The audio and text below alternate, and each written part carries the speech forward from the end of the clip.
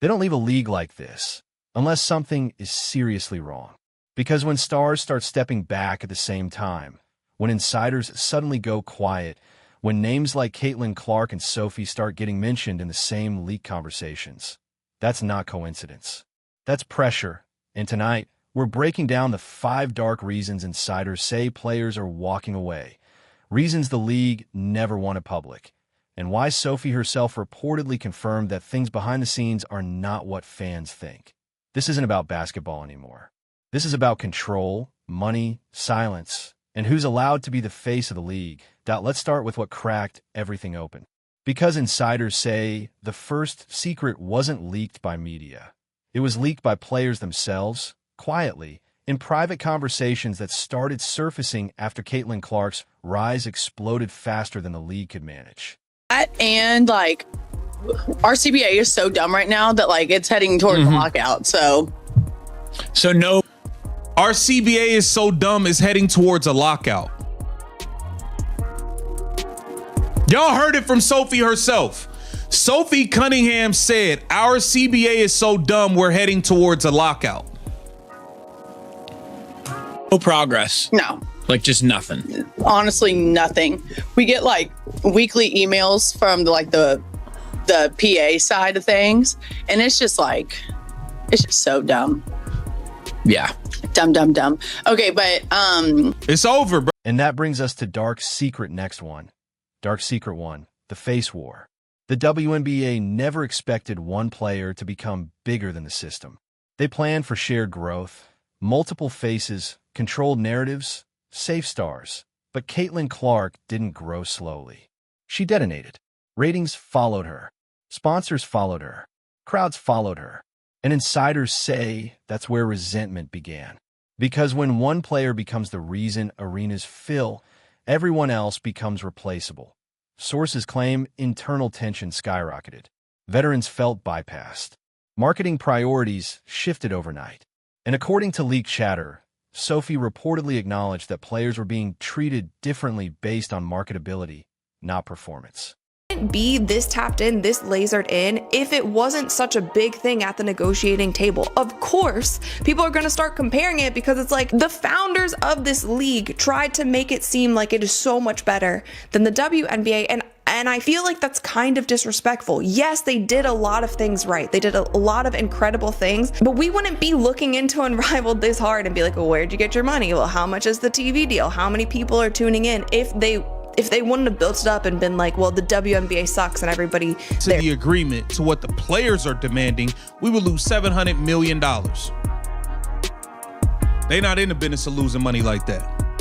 They're not in the business of losing money like that. And all of this stuff y'all are doing to try to win public perception is just making them dig their feet in deeper.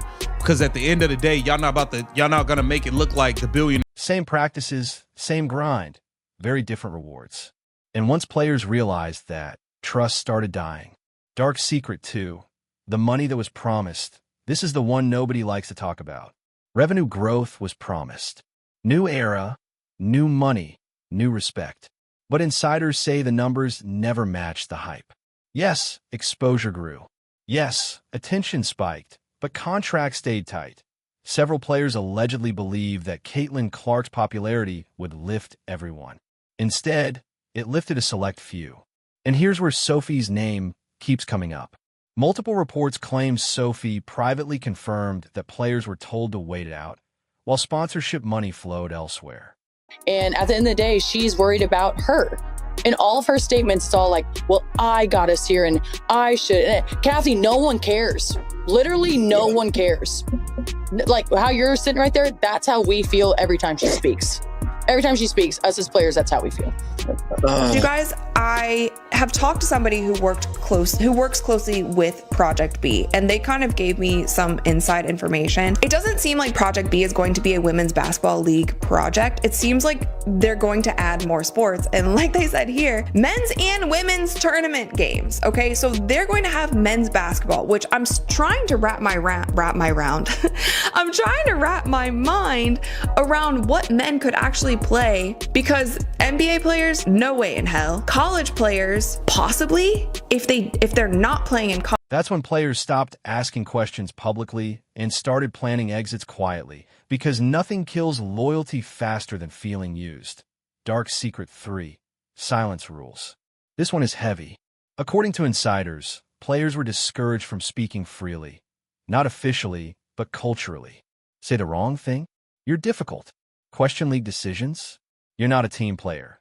And leaked messages suggest Sophie told close contacts that speaking honestly came with consequences.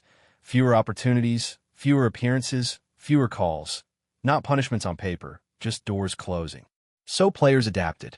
They smiled. They posted. They said the right things. But behind closed doors, they were already gone. Dark Secret 4. Burnout. They don't show you. Fans see games. They don't see everything else. Endless travel, media pressure, online abuse, the expectation to be activists, role models, entertainers all at once. And when Caitlin Clark became the center of attention, that pressure doubled. Insiders say comparisons became constant, unfair, unspoken, relentless. Sophie reportedly confirmed that the mental toll was far worse than fans realized, and that stepping away wasn't about quitting. It was about survival. Because when a league grows faster than its support system, the players pay the price. Not going to allow that to happen. It's more of y'all who will need jobs. Like I said, there's a bunch of middle of the pack players who could use this new money in the WNBA that they're offering. They could use this new money. Everybody's not signed with Project B. Everybody's not signed with Project B. Everybody's not signed with Unrivaled. It's a lot more WNBA players that need their paychecks. They're not going to be okay with y'all holding out when they can go get $500,000 on a veteran minimum. The rookies are not going to be okay sitting out collecting $0 when they could be getting 200-some thousand on a rookie deal. They're not going to be okay. Dark Secret 5. The exit strategy. This is the part nobody wants to admit. Some players aren't leaving because they failed. They're leaving because they finally have options. International leagues, private deals, brand partnerships outside the system. And insiders say Sophie confirmed that several players were already planning exits long before rumors went public. Not dramatic exits, quiet ones. Because making noise only burns bridges. And here's the uncomfortable truth. Caitlin Clark didn't cause this. She exposed it. Her success didn't break the league. It revealed the cracks that were already there, the part fans are missing. This isn't Caitlin versus players.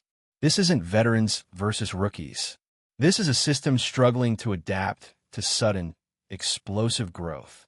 And when growth isn't shared fairly, people leave silently, strategically, permanently. Sophie's alleged confirmation didn't shock insiders.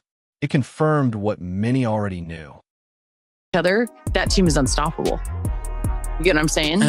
I agree. When Caitlin Clark and Kelsey Mitchell are both playing like at a high level, and I do feel like they have good chemistry. That smiles don't mean stability. That silence doesn't mean peace.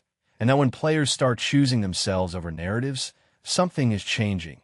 The league will survive, but it won't look the same. And the next exits? They won't be announced. They'll just happen.